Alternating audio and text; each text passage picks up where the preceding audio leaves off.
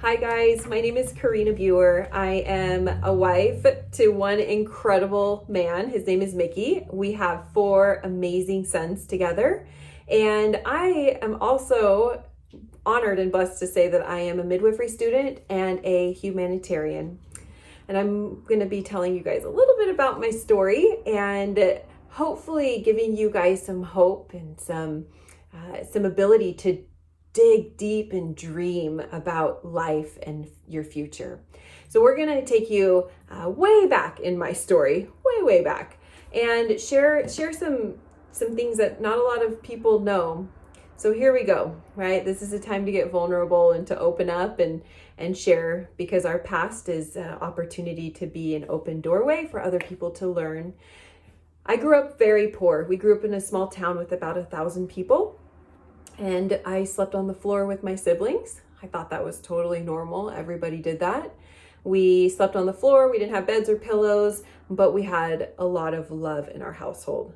Occasionally dishes would fly, right, and hit walls occasionally. Everybody's got their stuff going on, you guys.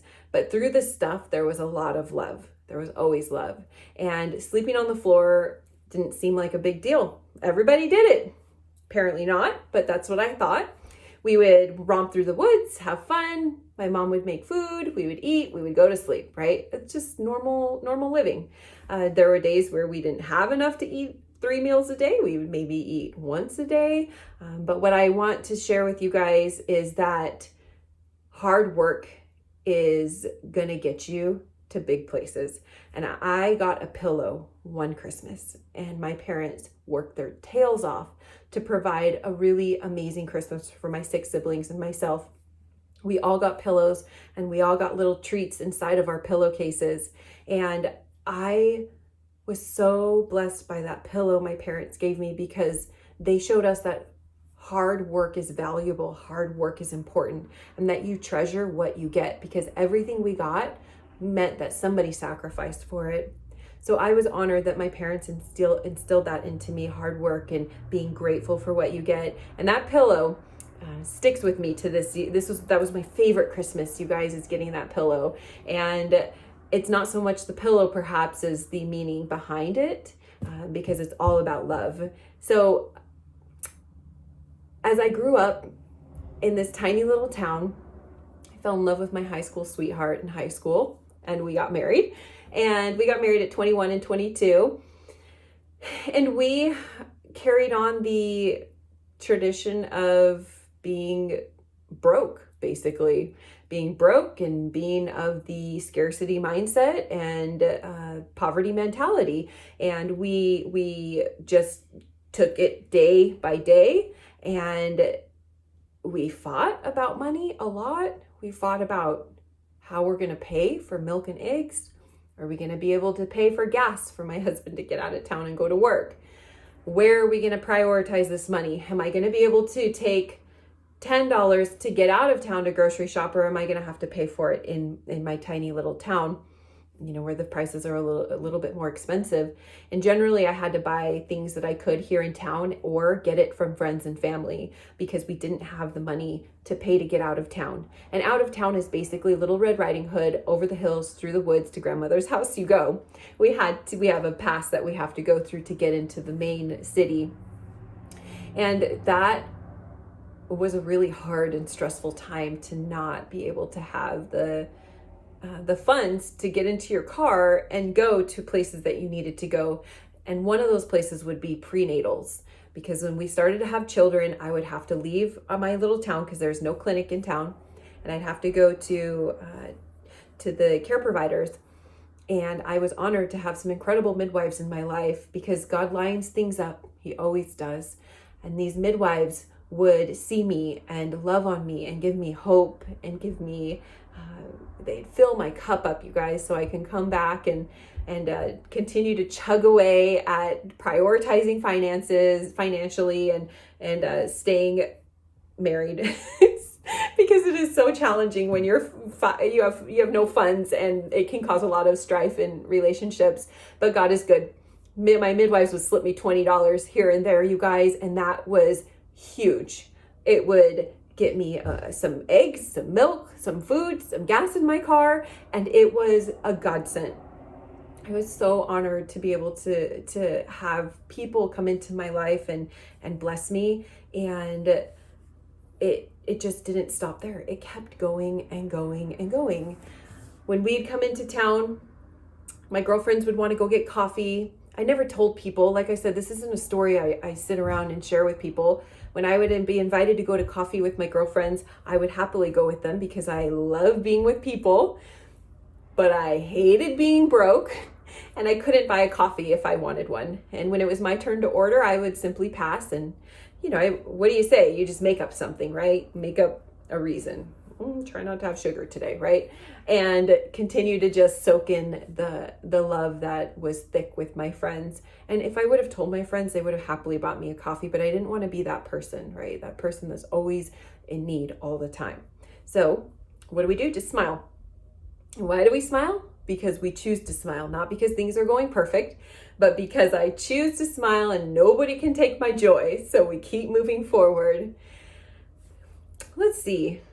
A little time passed and we had our 10-year, that's a lot of time, our 10-year high school reunion. And at that 10-year high school reunion, there was this one woman. She was like an angel.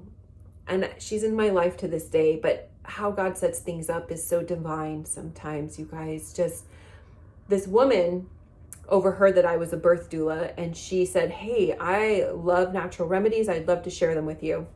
Sure, I like natural remedies. I grew up with herbs, and I grew up with homeopathy, and I grew up with my mom making poultices in the backyard to put on our wounds. We never went to the doctors, right? Cost money to get out of town, remember? She would home remedy us all the time. I don't ever recall going to a doctor once growing up when I lived in this town. So my mom would do natural remedies and it always worked. So I knew natural remedies were powerful. So I agreed to come to a class. Even though I agreed to the class, it was very challenging to get me to show up because life is busy, right? I had a couple kids already. I was pregnant with my third baby at that point, and I was about 9 months pregnant. So it took her about 9 months to get me to her house for this class. And when I showed up for the class, I was blown away by what she taught me. She sat and she taught me about essential oils. She taught me about how they work, why they work. She let me smell some. She let me sip on some in some water. I was in love. She then opened up this little booklet and showed me all the different kits that are available. And there was this amazing kit that was the most expensive kit. And although it would make sense to get it because it has so many remedies that I knew I would use in my household, I also had a very tight budget that brought me back to reality.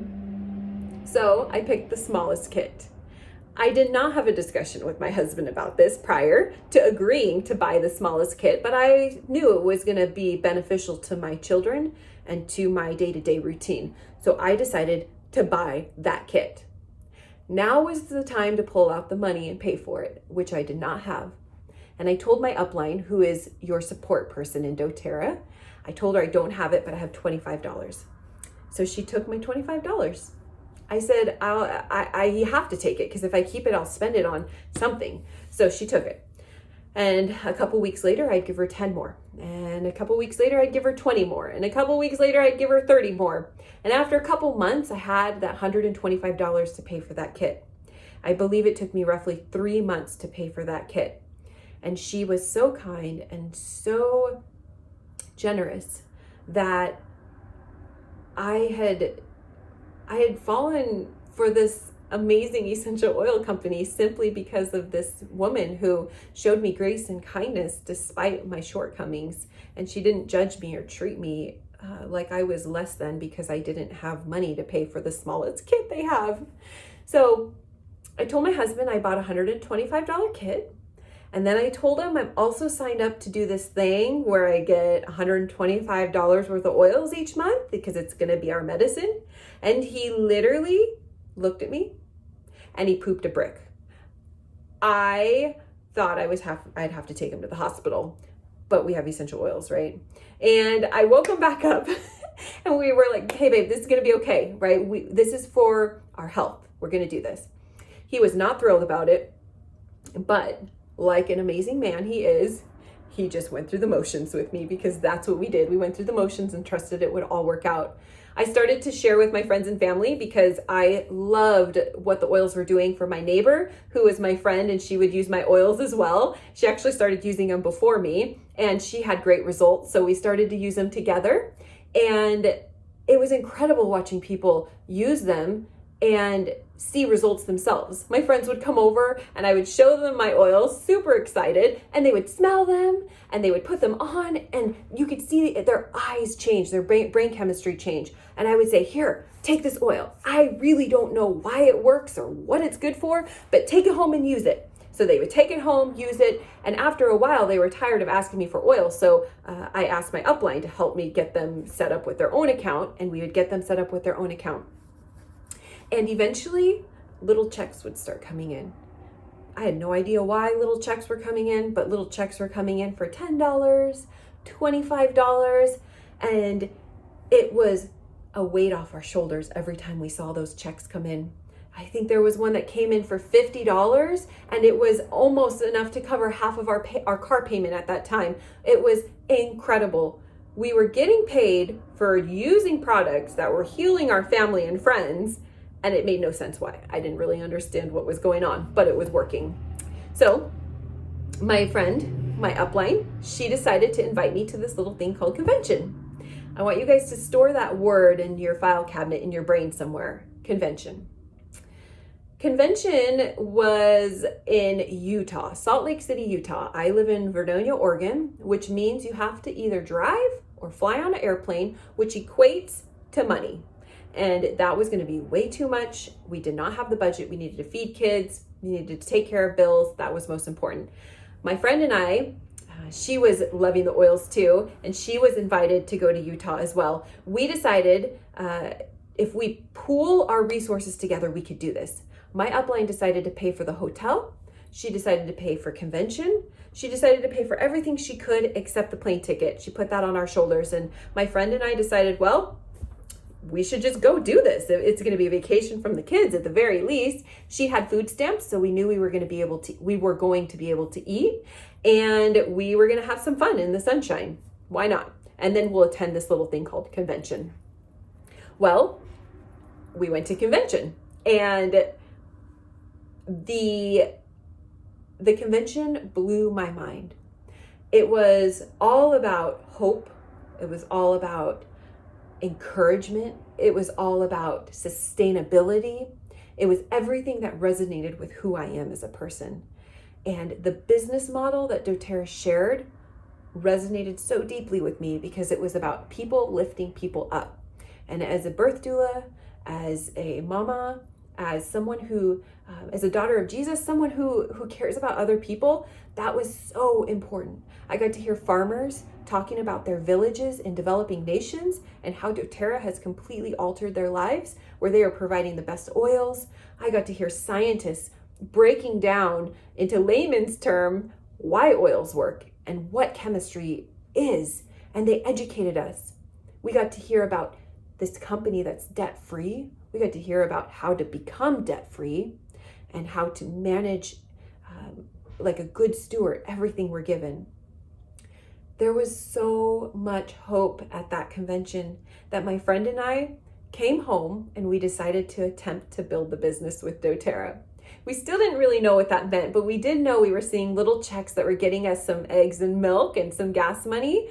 So we decided, what if we tried to build the business? Let's see what happens. We enjoyed helping people and educating people, so we did just that. We kept sharing and teaching people, and it just people kept coming with more questions and wanting to learn and embracing hope and embracing wellness. And it was mind-blowing, you guys. So I decided, like I said, we became business builders with doTERRA. How exciting. And the key was to be consistent, right? I failed sometimes, right?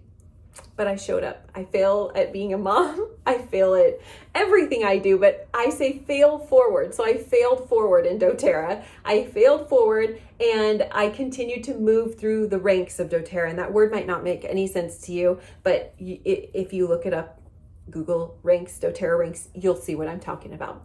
So I hit silver, and then I hit gold, and then I hit these higher ranks called diamond, and then a higher rank called blue diamond.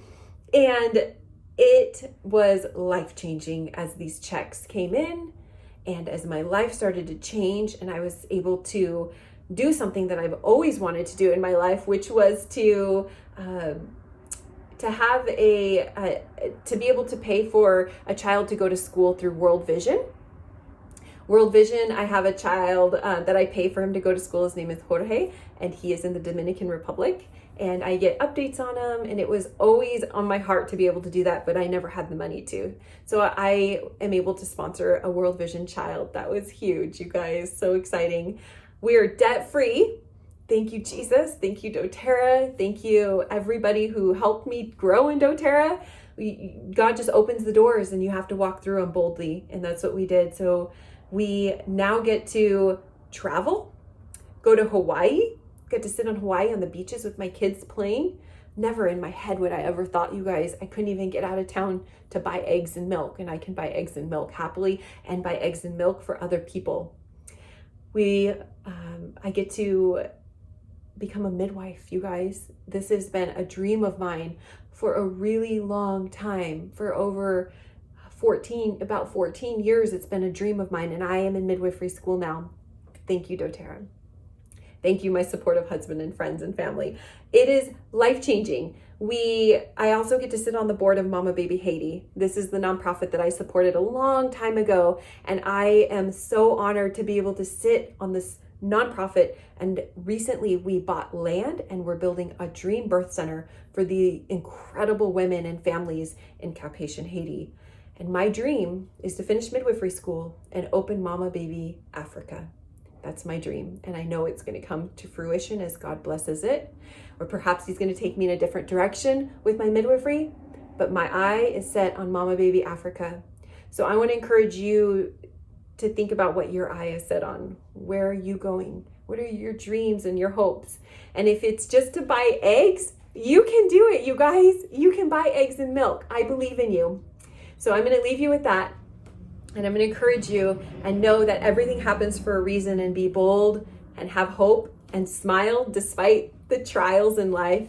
And you are going to see amazing blessings happen. So I hope my stories touched you, and I can't wait to hear your story one day. All right, my friends, take care.